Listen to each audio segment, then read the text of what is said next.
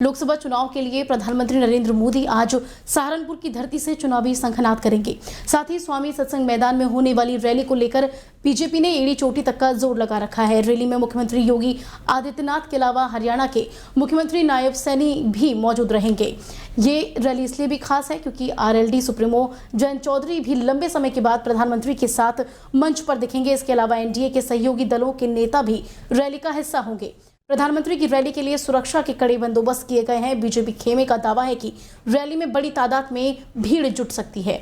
आयोजन स्थल के सामने सड़क के दूसरी तरफ प्रधानमंत्री का हेलीपैड बनाया गया है, जबकि मुख्यमंत्री और वीवीआईपी के लिए हेलीपैड अलग अलग जगहों पर बनाए गए हैं। रैली के माध्यम से प्रधानमंत्री नरेंद्र मोदी सहारनपुर लोकसभा सीट के लिए कैराना लोकसभा के मतदाताओं को भी साधने का काम करेंगे। पश्चिमी यूपी में प्रधानमंत्री की ये दूसरी चुनावी रैली है। 31 मार्च को प्रधानमंत्री ने मेरठ से चुनावी रैली का आगाज किया था।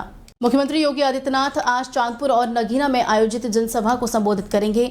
इन सभाओं के जरिए मुख्यमंत्री बिजनौर, नगीना और मुरादाबाद सदर की विधानसभा सीटों पर चुनाव को धार देने का काम करेंगे। उधर बसपा कि सुप्रीमो मायावती के उत्तराधिकारी आकाश आनंद भी नगीना से जनसभा करेंगे। एक साथ अलग अलग पार्टियों की जनसभा होने की वजह से कड़ी सुरक्षा व्यवस्था की गई है।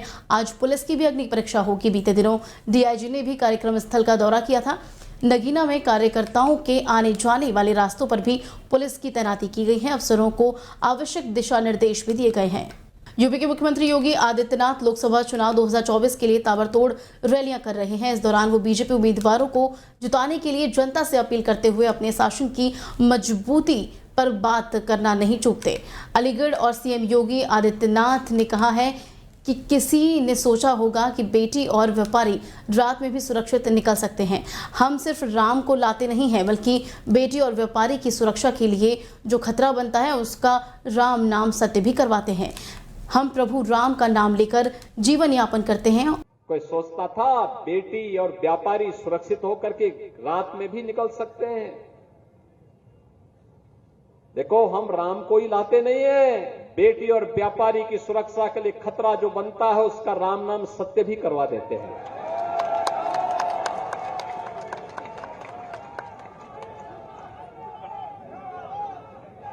प्रभु राम का नाम लेकर के जीवन यापन करते हैं।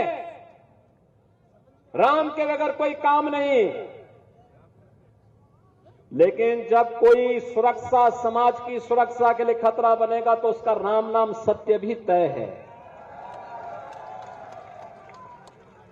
और इसीलिए हमारा गाजा है, बहनों और भाइयों, जो 10 वर्ष पहले सपना था आज वो हकीकत बना है।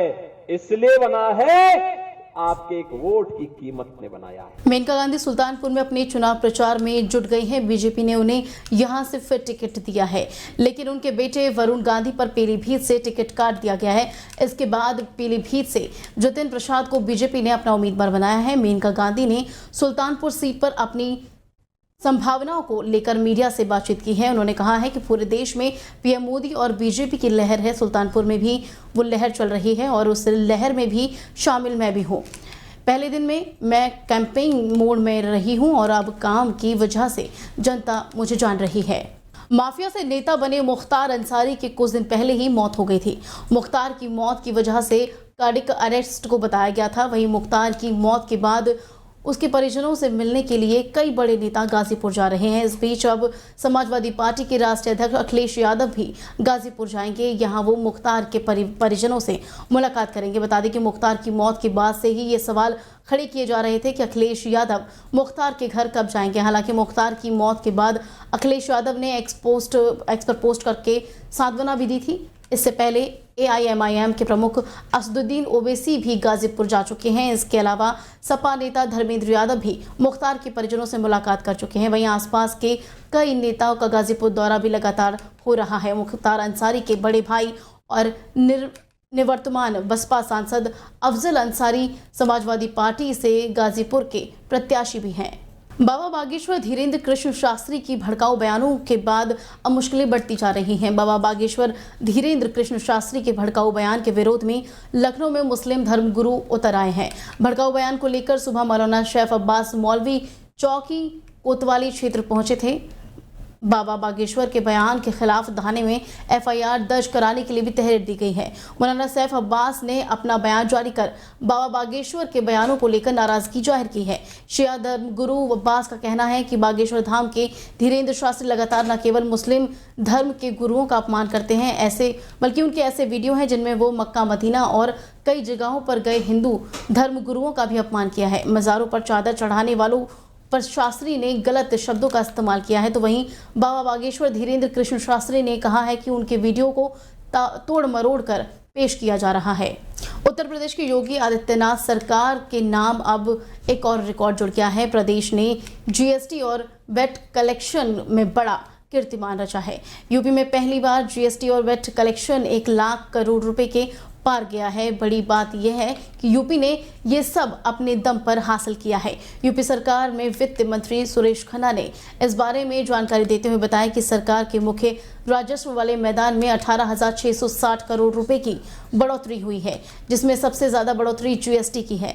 इस बार 75,000 करोड़ का कलेक्शन जीएसटी से हुआ है। जीएसटी के साथ ही वैट से सरकार को 31,000 करोड़ रुपए मिले हैं। इससे पहले साल 2022-23 में भी 1 लाख करोड़ रुपए के लक्ष्य रखा गया था, लेकिन तब ये जीएसटी और वैट कलेक्शन 96,000 करोड़ रुपए पर ही रुक गया था। प्रदेश में इस साल अपने लक्ष्य को पार कर दिया है।